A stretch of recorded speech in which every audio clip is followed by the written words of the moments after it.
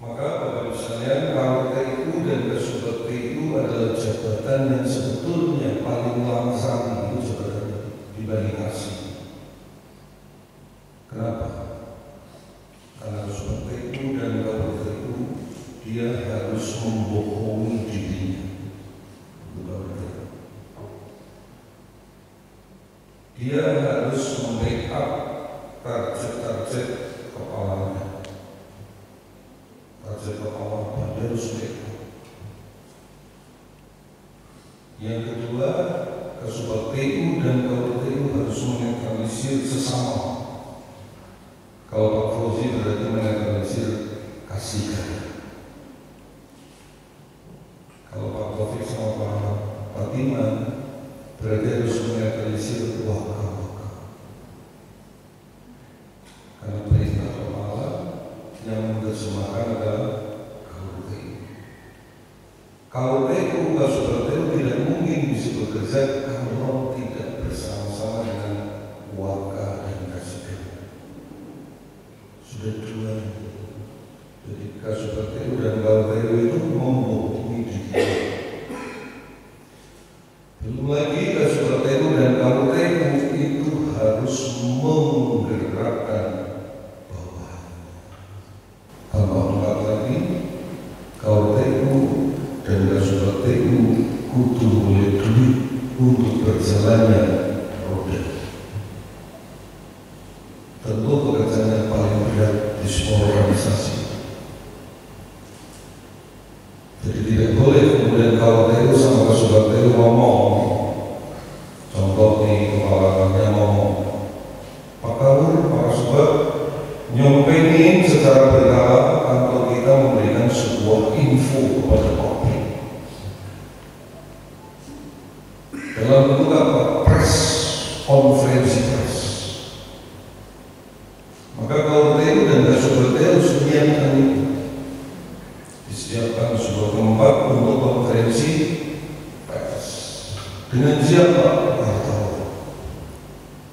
Maka wartawan diundang secara berkala setiap minggu sekali. Kepala kantor KSubakti menginfokan. Dan itu info itu sebarluasnya di berbagai media. Maka informasi itu disebut dengan konferensi pers, termasuk madrasah.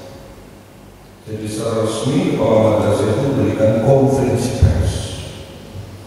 Yang konferensi pers itu dibuat di berbagai media. Tentu membutuhkan bentuk, tentu membutuhkan bangunan. Tidak boleh kemudian KUTU dan KSubakti ngomong nggak ada anggaran. Jadi itu dari semuanya ini bergerak cepat. Dan yang menerjemahkan adalah KSubakti dan KUTU. Maka ketika tidak ada anggaran, tidak boleh balik ke atas. Mengizin bahwa tidak ada anggaran, tidak boleh balik ke atas. Maka kerutan KUTU dan KSubakti itu manggil waka-waka. Kalau KSubakti memanggil kasih, kita kalau kantor ini diiki terlibat. Tentu ada yang pro dan ada yang kontra. Pro dan kontra tidak boleh lari ke atas lagi, mantul ke atas. Setelah rapat ternyata Kasigara waka-waka tidak menyetujui. Lalu apa gunanya ada KSubakti? Lalu apa gunanya ada KUTU ketika mimpi pimpinan jadi tidak terwujud? Maka diangkatlah KSubakti, Kasigara, KUTU dan waka-waka untuk mengukur itu. Maka kalau kemudian KUTU dan waka-waka mandek, berarti dia tidak layak untuk menjadi wakil. Kalau kemudian Kasigara dan KSubakti tidak bisa menerjemahkan pimpinan, berarti dia tidak layak. Kerutan-kerutan itu sudah dibangun melalui budaya 26 267 adalah netto.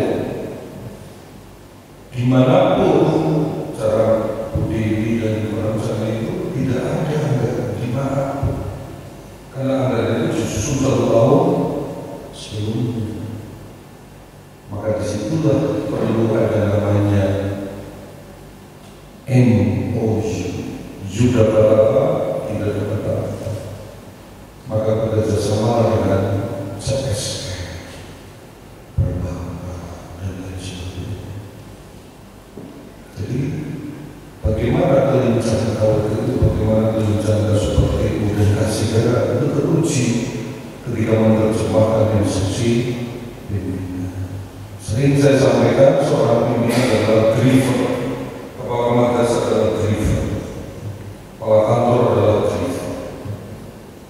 Ketika driver ini melaksanakan sebuah perjalanan jauh untuk punya target, kita akan kemana, sampai jam berapa, kecepatannya berapa. Saudara, sebelum saya mengambil sumpah, saya akan bertanya kepada saudara-saudara, apakah saudara-saudara bersedia untuk mengucapkan sumpah? Bersedia. Dengan agama apa? Islam.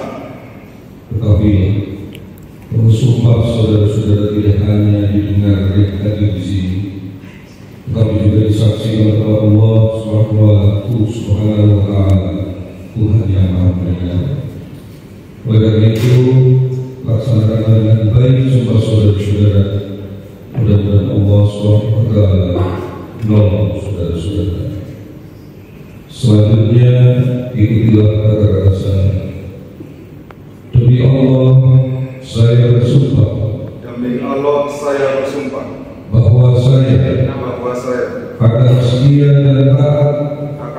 dan taat kepada Undang-Undang Dasar Negara Republik Indonesia tahun 1945 serta akan menjalankan segala peraturan perundang-undangan dengan seluruh-seluruhnya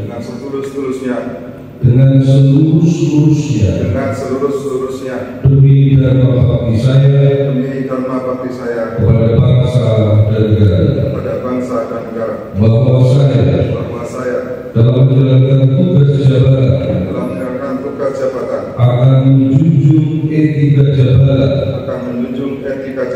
bekerja dengan sebaik-baiknya dan dengan penuh rasa tanggung jawab, bahwa saya akan menjaga integritas, tidak menyalahgunakan kewenangan, serta menghindarkan diri dari perbuatan tercela.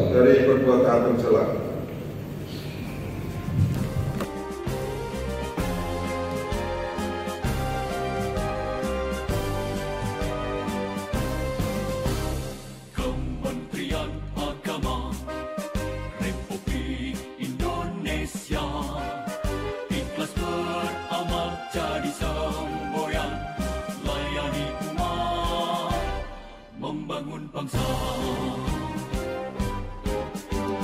Berkhidmat untuk umat dalam keberagaman, bersatu padu bergerak dan berkarya, wujudkan negeri yang damai. Kementerian Agama Republik Indonesia ikhlas beramal jadi semboyan, layani umat, membangun bangsa. Ikhlas beramal jadi semboyan, layani umat, membangun bangsa. Berkhidmat untuk umat dalam keberagaman, bersatu padu bergerak dan berkarya, wujudkan negeri yang damai. Berkhidmat